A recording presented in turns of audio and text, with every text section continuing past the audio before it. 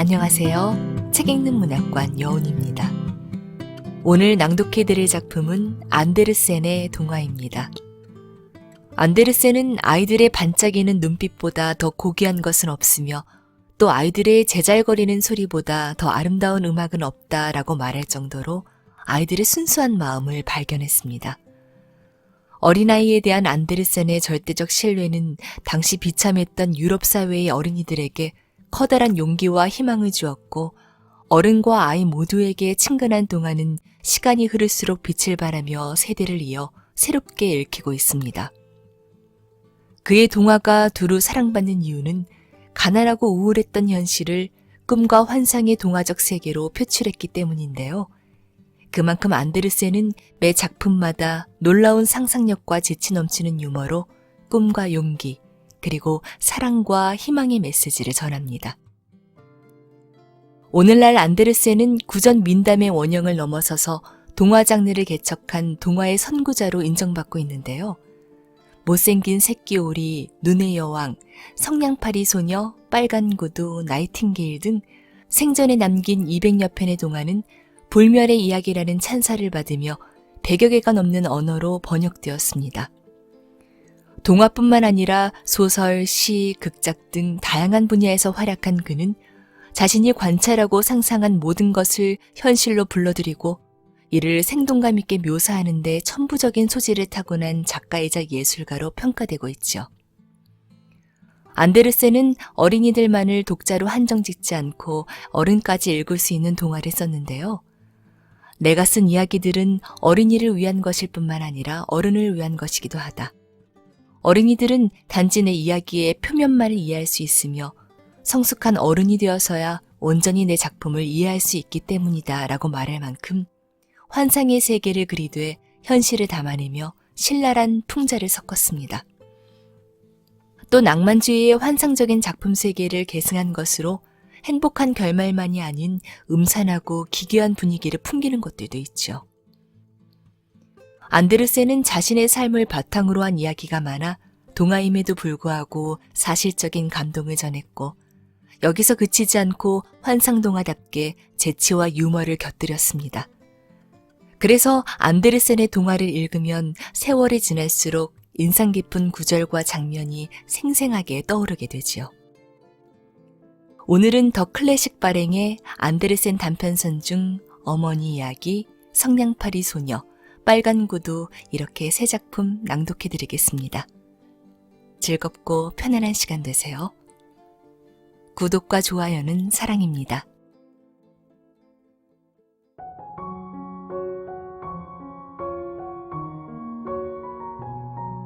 어머니 이야기 한스 크리스티안 안데르센 지음 원은주 옮김 발행 더 클래식 어머니 이야기 어머니는 어린아이 곁에 앉아 자식이 죽을까봐 가슴을 졸이며 지켜보고 있었습니다. 아이의 얼굴은 매우 창백했고 작은 두 눈은 감겨 있었습니다. 아이가 이따금씩 깊은 한숨을 쉬듯 힘겨운 숨을 토해내면 어머니는 더더욱 불안한 표정으로 아이를 물끄러미 바라보았습니다. 그때 문을 두드리는 소리가 나더니 누더기 담요를 걸친 한 노인이 집 안으로 들어왔습니다. 노인은 추운 겨울 날씨에 몸을 피할 곳을 찾고 있었습니다. 바깥 세상은 온통 눈과 얼음으로 뒤덮였고 살을 애는 듯한 날카로운 겨울바람이 몰아치고 있었습니다. 노인은 추위로 바들바들 몸을 떨었습니다. 어머니는 아이가 잠시 자는 사이 난로 위에 맥주가 담긴 주전자를 올려 데운 다음 노인에게 주었습니다. 노인은 자리에 앉아 아이가 누운 요람을 흔들었고 어머니는 노인 옆에 의자에 앉아 쌕쌕 숨을 몰아쉬는 아픈 아이를 바라보며 고사리 같은 손을 잡았습니다. 어머니는 노인에게 물었습니다. 아이가 제 곁을 떠나지 않겠지요? 자비로운 주님이시라면 분명 아이를 제게서 빼앗아 가지는 않으실 거예요. 다름 아닌 죽음이었던 노인은 애매하게 고개만 끄덕일 뿐이었습니다. 그렇다는 것인지 아니라는 것인지 알 수 없었습니다. 어머니는 눈길을 떨구었고 그녀의 뺨 위로 눈물이 흘러내렸습니다. 이내 어머니가 고개를 떨구었습니다. 사흘 밤낮으로 한 번도 눈을 붙이지 못한 탓에 졸음이 쏟아진 것입니다. 하지만 그것도 잠시뿐 어머니는 곧 벌떡 눈을 뜨고 한기에 몸을 떨었습니다. 이게 어떻게 된 거지? 어머니는 주위를 둘러보았습니다. 노인과 어린아이가 온데간데 없이 사라졌습니다. 그 노인이 아이를 데려간 것이 분명했습니다. 그때 방 한구석에 걸려있던 낡은 시계가 덜컹거리더니 바닥으로 툭 떨어졌습니다. 윙 소리가 난 뒤 시계는 멈추었습니다. 불쌍한 어머니는 아이의 이름을 부르며 집 밖으로 뛰쳐나갔습니다. 바깥의 논밭에는 길고 검은 옷을 입은 한 여자가 앉아 있었습니다. 그 여자가 말했습니다. 죽음이 당신 집에 다녀갔군. 죽음이 당신 아이를 데리고 서둘러 가는 걸 봤어. 죽음의 발걸음은 바람보다도 빠르고 한 번 데려간 것은 절대 되돌려주는 법이 없지. 어머니가 애원했습니다. 그가 어디로 갔는지 알려주세요. 어느 쪽으로 갔는지 알려주세요. 그를 찾아야 해요. 검은 옷을 입은 여자가 말했습니다. 죽음이 어디로 갔는지 알지만 먼저 네가 네 아이에게 불러주던 노래를 전부 다 불러줘. 나는 그 노래들이 아주 마음에 들어. 전에도 그 노래를 들은 적이 있지. 나는 밤이야. 그리고 네가 노래를 부르는 동안 흘리던 눈물도 보았어. 어머니가 말했습니다. 전부 불러드릴게요. 하지만 지금은 그럴 시간이 없어요. 빨리 죽음을 쫓아가서 내 아이를 찾아와야 해요. 하지만 밤은 아무 말 없이 가만히 앉아있을 뿐이었습니다. 마지못한 어머니는 양손을 붙잡고 애처롭게 흐느끼며 노래를 불렀습니다. 많은 노래를 불렀지만 그보다 더 많은 눈물이 흘러내렸습니다. 마침내 밤이 말했습니다. 오른쪽으로 가면 어둑어둑한 소나무 숲이 나올 거야. 거기서 어린아이를 데려가는 죽음을 봤어. 깊은 숲속으로 들어가자 두 갈래 길이 나왔습니다. 어머니는 어느 쪽으로 가야 할지 몰랐습니다. 길목에 가시나무 덤불 하나가 서 있었습니다. 추운 겨울이라 잎과 꽃 한 송이 없었고 앙상한 가지에는 고드름만 주렁주렁 매달려 있었습니다. 혹시 죽음이 내 아이를 데리고 가는 걸 보셨나요? 가시나무가 대답했습니다. 봤지. 하지만 죽음이 어디로 갔는지 말해주기 전에 나를 그 품에 따뜻하게 안아줘. 이러다 얼어 죽고 말겠어. 꽁꽁 얼어붙고 말겠어. 어머니는 언 가지가 녹도록 가시나무를 품 안에 꼭 끌어안았습니다. 가시나무의 가시가 어머니의 몸에 박히면서 커다란 핏방울이 뚝뚝 떨어졌습니다. 마침내 가시나무는 추운 겨울밤에 푸른 잎과 꽃을 피웠습니다. 애끓는 어머니의 심장만큼 따뜻한 것은 없으니까요. 꽃을 피운 후 가시나무가 어머니에게 길을 가르쳐 주었습니다. 어머니는 커다란 호수 앞에 도착했습니다. 그곳에는 작은 거룻배 한 척 보이지 않았습니다. 꽁꽁 얼지 않아 걸어서 건널 수도 없었고 수심이 너무 깊어 물살을 헤치고 건널 수도 없었습니다. 하지만 이 호수를 건너야 아이를 찾을 수 있습니다. 어머니는 호숫가에 엎드려 호수에 있는 물을 전부 마셔버리려고 했습니다. 허나 인간에게는 불가능한 일이었지요. 그럼에도 슬픔에 빠진 어머니는 어쩌면 기적이 일어날지도 모른다고 생각했습니다.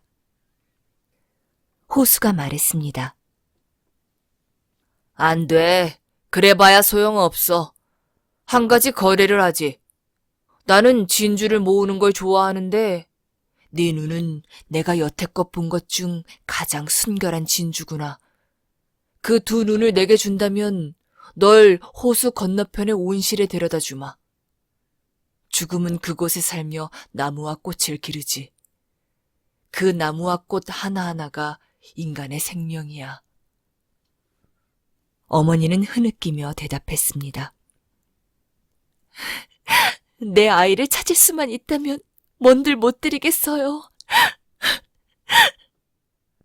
어머니는 흐느끼고 또 흐느꼈고 마침내 어머니의 두 눈은 눈물과 함께 호수 속으로 빠져 귀한 한 쌍의 진주가 되었습니다. 그러자 호수는 어머니를 들어올려 맞은편 호숫가로 데려다 주었습니다.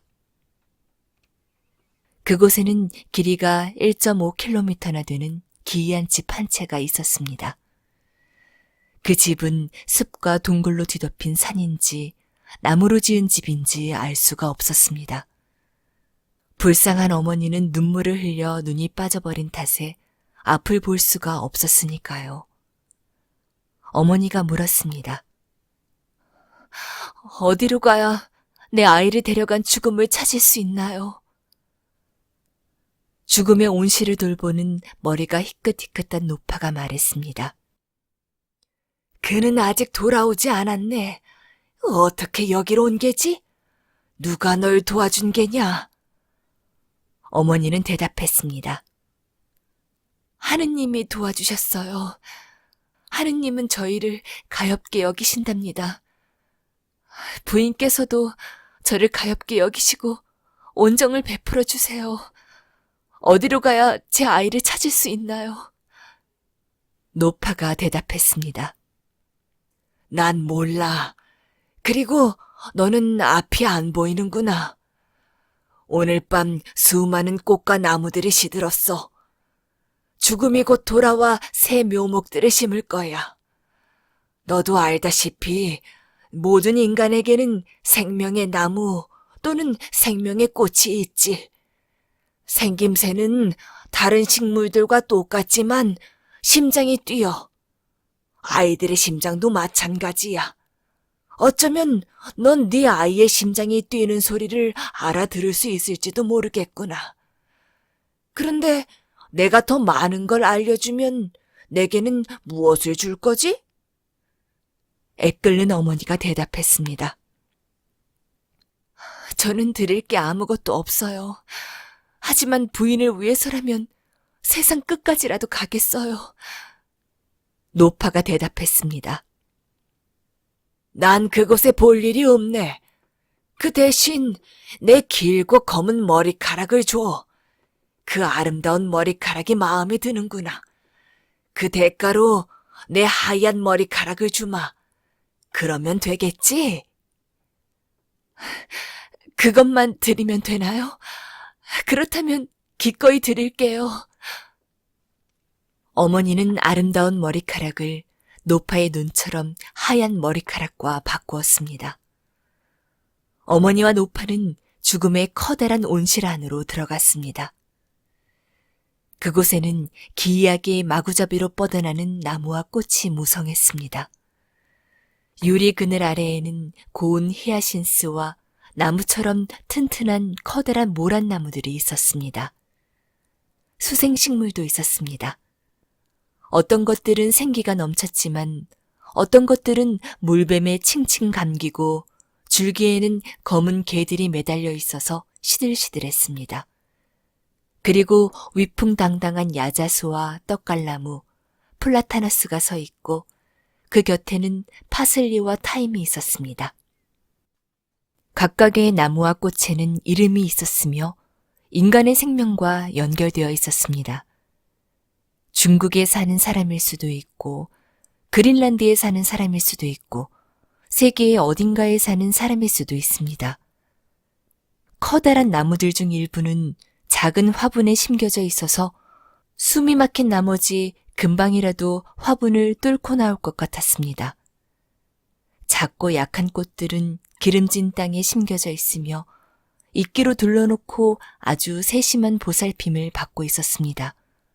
하지만 어머니는 그 중에서 가장 작은 식물들 위로 허리를 숙이고 각각의 심장 소리에 귀를 기울였습니다. 그리고 이 수백만의 심장 소리 중에서 어린아이의 심장 소리를 찾아냈습니다. 저기 있어요. 어머니는 이렇게 외치며 힘없이 고개를 떨군 작은 크로커스 쪽으로 손을 뻗었습니다.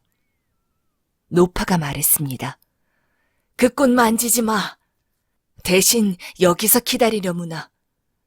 조만간 죽음이 돌아와 그 꽃의 뿌리를 뽑으려 하면 네가 다른 꽃들도 뽑아버리겠다고 위협해. 그러면 죽음이 차마 그 꽃을 뽑지 못할걸? 하느님의 명령 없이 함부로 이곳의 식물을 뽑아서는 안 되니까. 온실 안으로 차가운 바람 한 줄기가 불어왔습니다. 눈먼 어머니는 죽음이 돌아온 걸 알았습니다. 죽음이 물었습니다. 여기를 어떻게 찾았지? 어떻게 나보다도 빨리 온 거지? 어머니는 대답했습니다. 저는 엄마니까요. 죽음이 그 작고 여린 꽃을 향해 손을 뻗었습니다. 하지만 어머니가 입 하나라도 상처 입을까 재빨리 그리고 아주 조심스럽게 두 손으로 그 꽃을 감쌌습니다. 그러자 죽음이 어머니의 양손에 입김을 불었습니다. 죽음의 숨결은 살을 애는 겨울바람보다 더 차가웠고 어머니의 두 손에 힘이 빠졌습니다. 죽음이 말했습니다. 너는 날 이길 수 없어. 어머니는 말했습니다. 하지만 자비로운 하나님은 당신을 이길 수 있을지도 몰라요. 죽음이 말했습니다. 나는 오로지 하나님의 뜻에 따를 뿐이야. 나는 그분의 정원사다. 그분의 모든 꽃과 나무를 가져와 미지의 땅에 있는 광활한 낙원의 뜰에 심는 게 내가 맡은 임무지. 그곳에서 식물들이 어떻게 자라는지, 낙원의 뜰이 어떤 모습인지는 말해줄 수 없어. 어머니는 눈물을 흘리며 간절히 애원했습니다. 내 아이를 돌려주세요. 그리고 작고 예쁜 꽃 두 송이를 잡고 죽음에게 말했습니다. 안 그러면 당신의 꽃들을 전부 갈기갈기 찢어버릴 거예요. 내 아이를 위해서라면 무슨 짓이라도 할 수 있어요. 죽음이 말했습니다. 그 꽃들을 건드리지 마. 넌 네가 불행하다고 했지. 다른 어머니를 너처럼 불행하게 만들 생각인가? 다른 어머니. 가련한 어머니는 울부짖으며 그 꽃들을 놓아주었습니다. 죽음이 말했습니다. 여기 네 눈이 있다. 내가 호수에서 건져왔다. 워낙 밝게 빛나기에 네 것인 줄 알았지. 이 눈을 가져가거라. 이제 전보다 더 밝게 빛나고 있어. 그리고 그 옆에 있는 깊은 우물 안을 들여다보거라. 내가 네가 뽑으려 했던 그 두 꽃의 이름을 말할 것이다. 그러면 그 둘의 미래가 네 앞에 펼쳐질 것이다. 네가 짓밟으려 했던 봉오리가 무엇인지 알게 될 것이다. 어머니는 우물 안을 내려다보았습니다. 두 꽃 중 한 송이가 세상의 축복으로 주변에 수없는 행복을 뿌리는 걸 보니 기뻤습니다. 반면에 다른 한 송이의 인생은 끝없는 불안과 절망, 불행으로 가득했습니다. 죽음이 말했습니다. 둘 다 하나님의 뜻이다. 어머니는 물었습니다. 어느 것이 불행한 꽃이고 어느 것이 축복받은 꽃인가요? 죽음이 대답했습니다. 그건 말할 수 없다. 그러나 이것 하나는 알려주마. 이 두 꽃 중 하나가 네 아이다. 네가 본 것 중 하나가 네 아이가 맞이할 미래의 운명이다. 어머니는 놀라 외마디 비명을 질렀습니다. 어느 것이 제 아이의 운명인가요? 말씀해 주세요. 축복받은 아이가 되게 해주세요. 제 아이가 그토록 불행한 삶을 살지 않도록 구해주세요. 차라리 아이를 데려가세요. 하나님의 왕국으로 데려가세요. 제가 흘린 눈물과 애원, 제가 여태까지 한 모든 행동은 잊어주세요. 죽음이 말했습니다. 네 속을 도통 모르겠구나. 네 아이를 돌려받고 싶다는 것이냐, 아니면 네가 모르는 그곳으로 아이를 데려가길 바란다는 것이냐. 어머니는 양손을 꽉 잡은 채 무릎을 꿇고 하나님께 기도했습니다. 제 기도가 주님의 뜻을 거스르는 것이라면 들어주지 마시옵소서. 주님의 뜻이 항상 옳습니다. 제 기도를 들어주지 마시옵소서. 기도를 마친 어머니는 고개를 떨구었습니다. 그리고 죽음은 미지의 땅으로 아이를 데려갔습니다.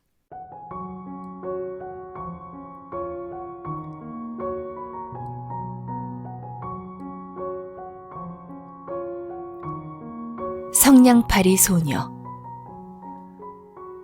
끔찍하게 춥고 눈이 내리는 날이었습니다. 저녁 때가 다가오면서 날은 점점 어두워졌습니다. 네, 그날은 한 해의 마지막 날이었습니다. 맨머리에 맨발인 어린 소녀 한 명이 춥고 깜깜한 밤거리를 헤매고 있었습니다. 집을 나올 때만 해도 분명 슬리퍼를 신고 있었지만 소녀에게는 너무 커서 쓸모가 없었습니다. 소녀의 어머니가 신던 것이라 정말 컸습니다. 그런데 그것마저도 무섭게 달려오는 마차 두 대를 피하려다가 그만 잃어버리고 말았습니다. 슬리퍼 한 짝은 온데간데 없이 사라졌고 다른 한 짝은 한 소년이 주워 달아났습니다. 나중에 커서 아이가 생기면 요람으로 쓸 수 있겠다면서요. 그래서 소녀는 작은 맨발로 계속 길을 걸었습니다. 추운 날씨에 발은 빨갛게 부르트고 푸르댕댕하게 얼었습니다. 소녀가 걸친 낡은 앞치마 안에는 성냥이 들어 있었습니다. 소녀는 성냥 한 묶음을 꺼내 들었습니다. 하루 종일 소녀에게서 성냥을 사가는 사람은 아무도 없었고 단돈 1페니를 주는 사람도 없었습니다. 소녀는 추위와 배고픔에 떨며 계속 길을 걸었습니다. 그야말로 비참한 모습이었습니다. 불쌍한 것 같으니. 눈송이가 소녀의 목덜미를 예쁘게 감싼 아마빛 곱슬머리를 뒤덮었지만 소녀는 눈을 털어낼 생각도 하지 않았습니다. 거리의 창문마다 불빛이 쏟아지고 맛있는 오리구이 냄새도 솔솔 새어나왔습니다. 이날은 성 실베스터의 날 저녁이었으니까요. 하지만 소녀는 멈추어 서서 냄새를 맡지도 않았습니다. 소녀는 두 집 사이의 구석에 웅크리고 앉았습니다. 한 집이 다른 집보다 튀어나와 있었습니다. 작은 발을 옷자락 안으로 끌어당겨 보았지만 추위는 가시지 않았습니다. 밖이 추웠지만 집으로 돌아갈 엄두는 나지 않았습니다. 성냥을 한 개비도 팔지 못했고 1페니도 벌지 못했으니까요. 빈손으로 돌아가면 아버지가 분명 매질을 할 테고 집안도 좁기는 매 한 가지였습니다. 집이라고 해봐야 고작 지붕 하나가 전부인데다 커다랗게 난 구멍을 볏짚과 누더기로 메었는데도 찬바람이 몰아쳐 들어오니까요. 소녀의 작은 두 손은 꽁꽁 얼어붙을 지경이었습니다. 성냥 한 개비만 켤 수 있다면 정말 좋을 텐데, 딱 하나만 꺼내어 벽에 문질러 켠다면 손을 녹일 수 있을 텐데. 마침내 소녀는 성냥 한 개비를 꺼냈습니다. 슉! 순식간에 성냥의 불꽃이 일더니 활활 타올랐습니다.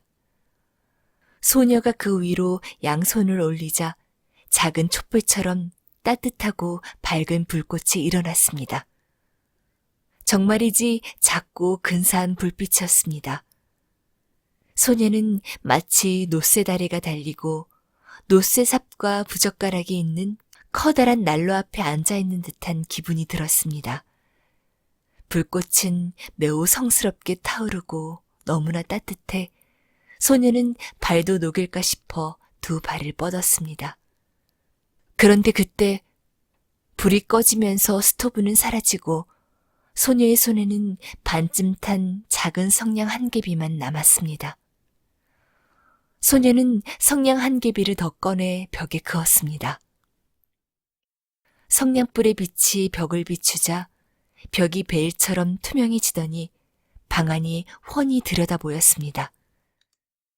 눈처럼 하얀 식탁보가 깔린 식탁 위에는 근사한 도자기 그릇에 사과와 자두로 속을 채운 구운 오리 한 마리가 놓여 있었고 군침 도는 냄새가 솔솔 풍겼습니다.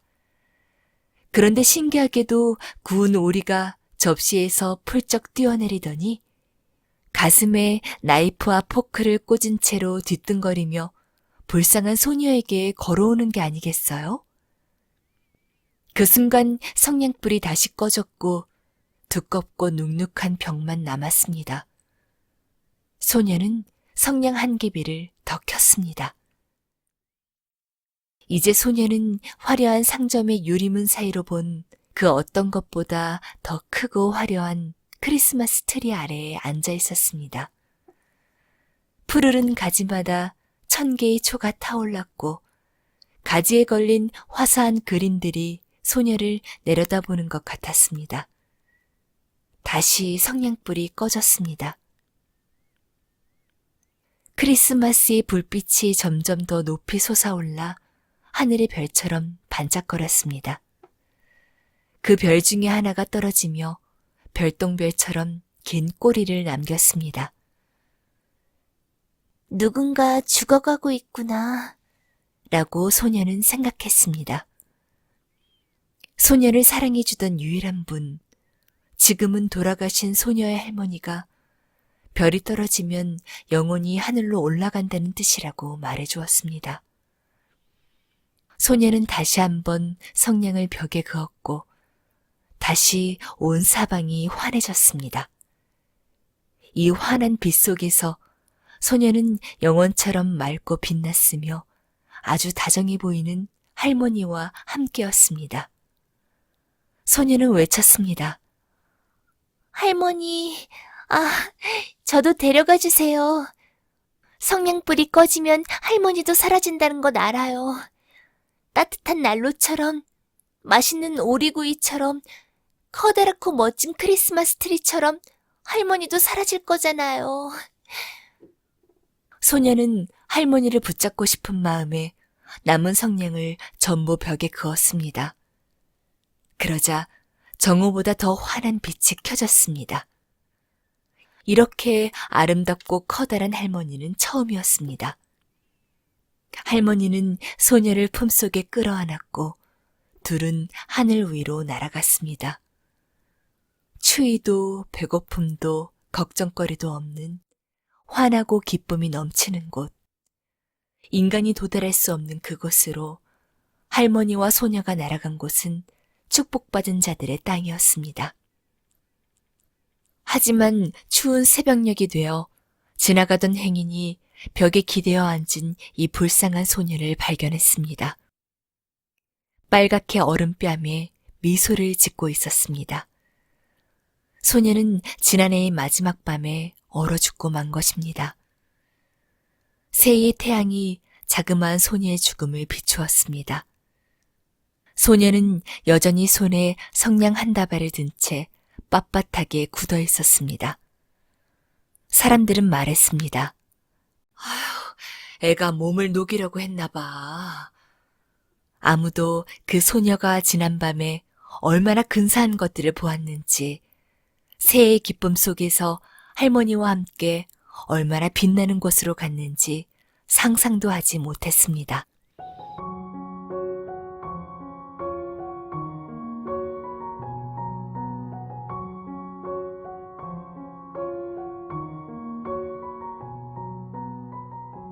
빨간 구두. 옛날에 한 어린 소녀가 살았습니다. 곱고 귀여운 소녀였죠. 하지만 가난한 탓에 여름에는 맨발로 걸어 다녀야 했고, 겨울에는 거친 나무 신발뿐이라 작은 발등이 온통 빨갛게 부르텄습니다. 마을에는 늙은 구두장이의 아내가 살았는데 낡은 빨간 천을 이용해 작은 구두 한 켤레를 만들었습니다. 모양은 좀 어설펐지만 마음 씀씀이가 고왔습니다. 카렌이라는 그 소녀에게 주려고 만들었으니까요.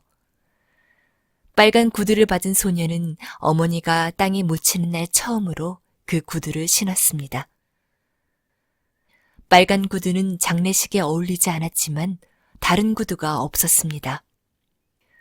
소녀는 맨발에 빨간 구두를 신고 마지막 안식처로 향하는 초라한 관 뒤를 따라갔습니다. 마침 커다랗고 고풍스러운 마차를 타고 그 곁에 지나가던 노부인이 소녀를 불쌍히 여겨 목사님에게 말했습니다. 제발 저 아이를 제가 데리고 갈 수 있게 해주세요. 제가 저 아이를 입양할게요. 카렌은 이 행운이 빨간 구두 덕분이라고 생각했습니다. 하지만 노부인은 그 구두가 흉측하다고 생각해 태워버리라고 했지요. 친절한 노부인의 보살핌을 받게 된 카렌은 깨끗하고 단정한 옷을 입고 읽기와 바느질을 배웠습니다. 사람들은 카렌에게 예쁘다고 칭찬해 주었습니다. 하지만 거울은 이렇게 말했습니다. 너는 그냥 예쁜 정도가 아니야. 아름다워. 하루는 여왕이 어린 공주를 데리고 카렌이 사는 동네를 지나갔습니다. 사람들이 궁전으로 모여들었고 카렌은 그 틈에 끼어 눈부시게 새하얀 옷을 입고 창가에 선 어린 공주를 구경했습니다. 어린 공주는 기다란 드레스도 입지 않았고 금관도 쓰지 않았지만 아름다운 빨간 가죽 구두를 신고 있었습니다. 솔직히 고백하자면 그 구두는 구두장이의 아내가 어린 카렌에게 헝겊을 기워 만들어준 빨간 구두보다 아주 조금 더 예뻤습니다. 세상에 빨간 구두만큼 아름다운 건 아무것도 없지요. 이제 카렌은 견진 성사를 받을 나이가 되었습니다. 카렌은 성사를 받을 때 입을 새 옷을 선물 받았고 새 구두도 맞추러 갔습니다. 그 마을에서 가장 큰 구두 가게에 간 카렌은 작은 발의 사이즈를 쟀습니다. 가게 안에는 우아한 구두와 빛나는 부츠가 놓인 유리 상자가 가득했습니다. 아주 근사한 광경이었습니다. 하지만 노부인은 시력이 좋지 않아 구경하는데 별 관심이 없었습니다. 그 가운데 공주가 신었던 구두와 똑같은 빨간 구두 한 켤레가 있었습니다. 얼마나 예쁘던지. 구두장이는 그 구두를 백작가의 자녀를 위해 만들었지만 사이즈가 맞지 않았다고 했습니다. 노부인이 물었습니다. 저건 가죽으로 만든 건가? 광택이 나네. 카렌이 대답했습니다. 정말 반짝거려요. 그리고 그 빨간 구두는 카렌의 발에 꼭 맞았고 노부인은 그 구두를 사주었습니다. 하지만 노부인은 그 구두가 빨간색인지 알지 못했습니다. 알았더라면 절대 카렌에게 빨간 구두를 사주지 않았을 테니까요. 모두가 카렌의 발을 쳐다보았습니다. 교회 문을 들어서서 성가대로 다가가는 동안에는 무덤 위에 오래된 사진들, 빳빳한 옷깃이 달린 긴 검은 옷을 입은 목사와 그 아내가 담긴 초상화들조차 빨간 구두를 보고 있는 것 같았습니다. 카렌의 머릿속에는 온통 빨간 구두 생각뿐이었습니다. 목사님이 카렌의 머리에 손을 올리고 주님의 종으로 받아들이는 성스러운 세례를 주고 기독교인답게 행동해야 한다는 설교를 할 때조차도요. 그리고 오르간 소리가 장엄하게 들렸고 그 선율에 맞추어 성가대 아이들의 목소리가 울려 퍼졌습니다. 하지만 카렌은 오로지 빨간 구두 생각뿐이었습니다. 오후가 되자 다들 카렌의 구두가 빨간색이라며 쑥덕거렸습니다. 이 소리를 들은 노부인은 큰 충격을 받았습니다. 자리에 어울리지 않는 구두를 신은 카렌을 혼내고 앞으로 교회에 올 때는 좀 낡은 것이라도 검은 구두를 신어야 한다고 당부했습니다. 다음 일요일이 되었습니다. 카렌이 처음으로 성찬을 모시는 날이었습니다. 카렌은 검은 구두를 보았다가 빨간 구두를 보고 또다시 번갈아가며 쳐다보다가 결국에는 빨간 구두를 신었습니다. 태양이 밝게 빛났습니다. 카렌과 노부인은 옥수수밭 사이에 먼지가 날리는 논길을 따라 걸었습니다. 교회 문 옆에 늙은 군인 한 명이 목발을 짚고 서 있었고 특이하게도 긴 턱 수염은 흰색이 아니라 빨간색이었습니다. 머리카락도 빨간색이었고요.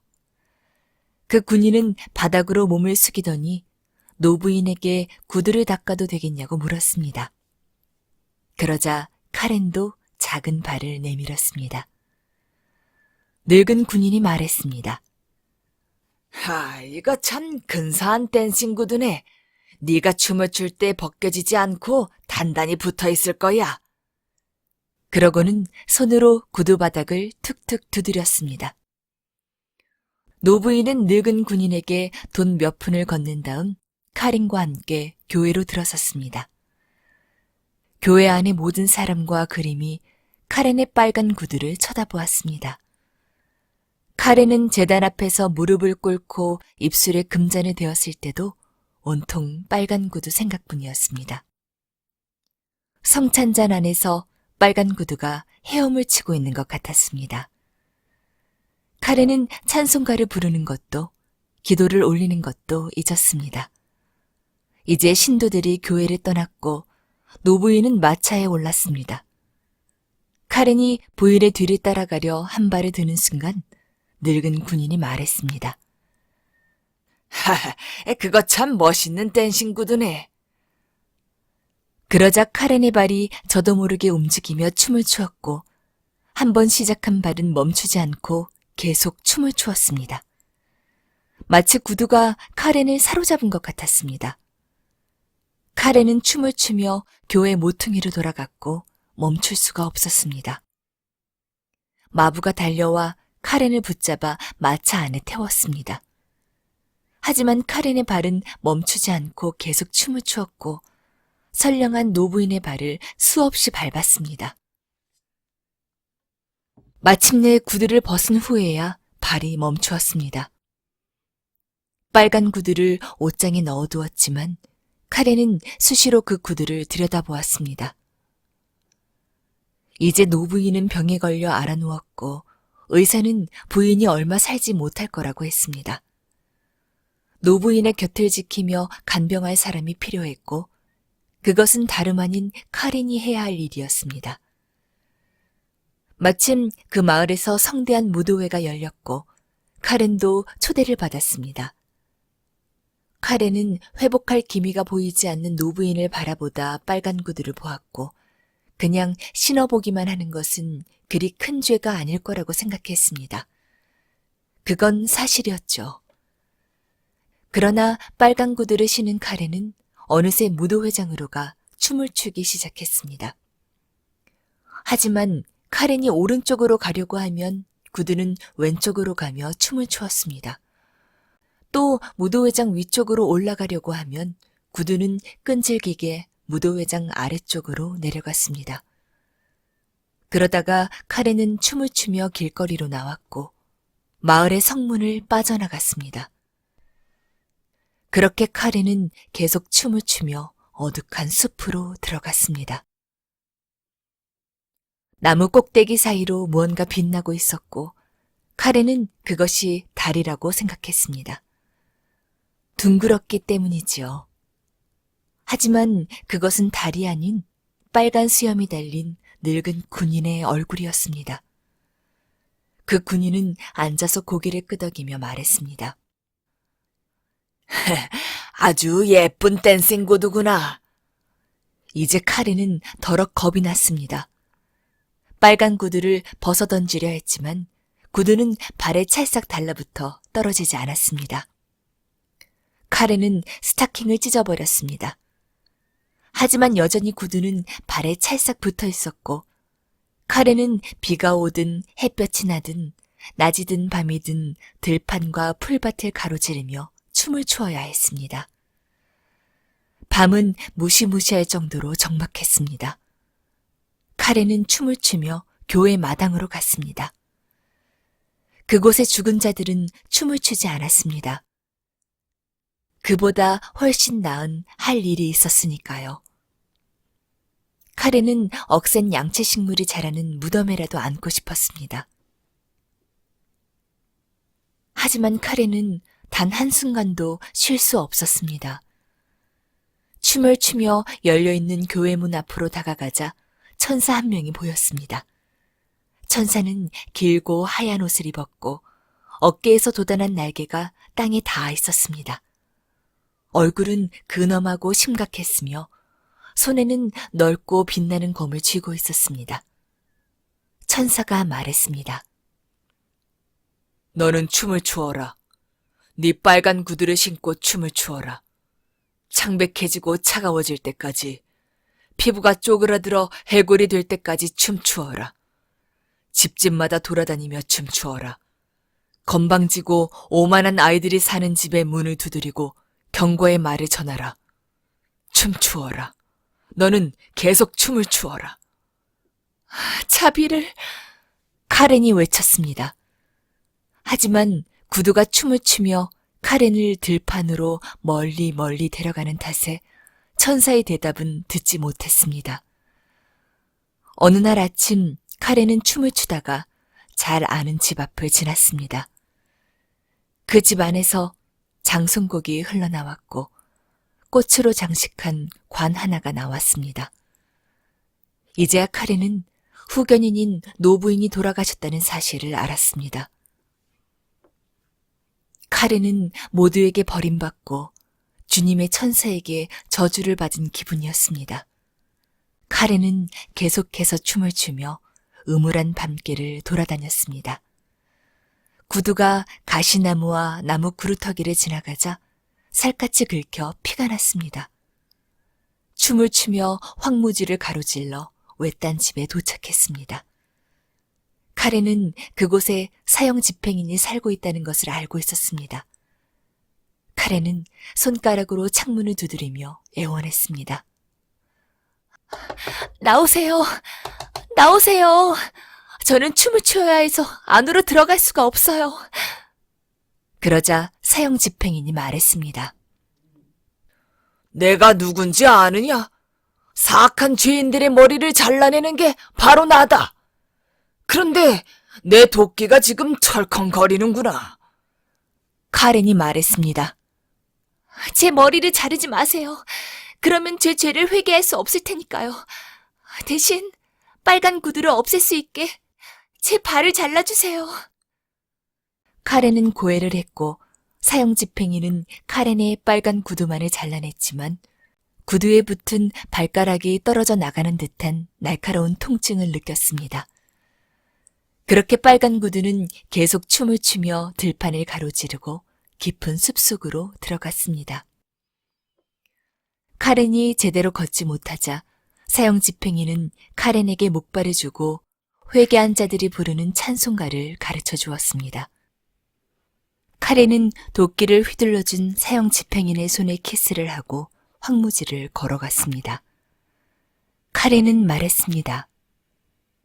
빨간 구두 때문에 괴로움은 충분히 겪었어. 이제 교회로 가자.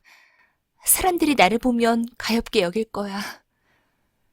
카렌은 절뚝거리며 교회 문 앞으로 갔지만 그 앞에 도착하기가 무섭게 춤추는 빨간 구두가 카렌 앞에 나타났습니다. 카렌은 겁에 질려 뒤로 물러났습니다. 카렌은 일주일 내내 깊이 고민했고 쓰라린 눈물을 수없이 흘렸습니다. 하지만 일요일이 돌아오자 카렌은 말했습니다. 이제 괴로움과 고통은 충분히 겪었잖아. 나도 이제는 교회 안에 앉아있는 이들만큼이나 선량한 사람이야. 그리고 과감하게 교회로 향했지만 교회 정문 앞까지밖에 가지 못했습니다. 또다시 춤추는 빨간 구두가 앞에 나타났고 겁에 질린 카렌은 다시 발걸음을 돌렸습니다. 이번에는 진심으로 죄를 뉘우쳤습니다. 카렌은 목사관으로 가 할 수 있는 일은 모조리 다 하겠다고 약속하며 이곳에서 일하게 해달라고 애원했습니다. 돈은 얼마를 주든 상관없었습니다. 그저 바라는 것은 몸을 뉘을 지붕과 선량한 사람들과 함께 지내는 것뿐이었습니다. 목사의 아내는 카렌을 가엾게 여겨 집안에 들였습니다. 카렌은 아주 부지런하게 일했고 주위 사람들도 깊이 배려했습니다. 매일 저녁 목사가 성경을 낭독할 때면 카렌은 자리에 앉아 열심히 그 말에 귀를 기울였습니다. 그 집 아이들 모두가 카렌을 아꼈습니다. 하지만 아이들이 드레스며 화려한 장신구 이야기를 할 때면 카렌은 조용히 고개를 저었습니다. 돌아온 일요일에 목사 가족은 전부 교회에 갈 차비를 하더니 카렌에게도 같이 가겠느냐고 물었습니다. 카렌은 눈물이 그렁그렁한 눈으로 목발을 바라보며 고개를 저었습니다. 그렇게 다른 가족들은 주님의 말씀을 듣기 위해 집을 나섰고 카렌은 침대와 의자 하나가 겨우 들어가는 작은 방에 홀로 남았습니다. 카렌은 손에 기도서를 펼치고 앉았습니다. 기도서를 읽자 머릿속으로 경건한 교회의 오르간 소리가 바람에 실려왔고 카렌은 눈물에 젖은 얼굴을 들어올리며 말했습니다. 주님, 저를 구원해 주소서. 그러자 태양이 환하게 빛나더니 카렌의 앞에 하얀 옷을 입은 주님의 천사가 나타났습니다. 그날 밤 교회 문 앞에서 본 바로 그 천사였지만 이제 손에는 날카로운 검 대신 장미가 가득 핀 아름다운 가지 하나를 들고 있었습니다. 천사가 그 가지로 천장을 건드리자 천장이 높아졌고 그가 건드린 곳에는 금색 별 하나가 빛났습니다.